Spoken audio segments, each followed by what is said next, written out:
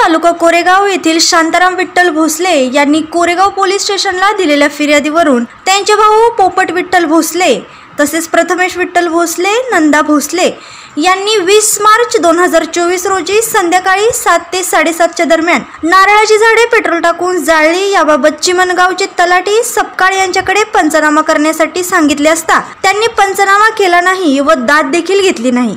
स्वतः तलाठी यांनी सांगितले 50% नुकसान झालं असेल तरच आम्ही पंचनामा करतो, अन्यथा करत नाही।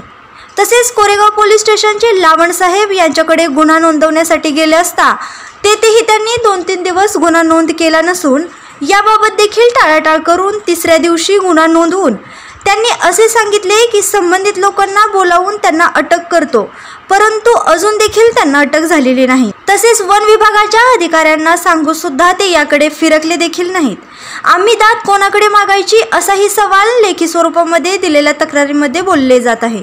आपल्या तालुक्यातील जिल्ह्यातील बातम्या सर्वप्रथम पाहण्यासाठी आजच सातारा न्यूजला YouTube चॅनलवर सबस्क्राइब करा, लाईक करा, शेअर करा आणि बेल आयकॉन प्रेस करायला विसरू नका।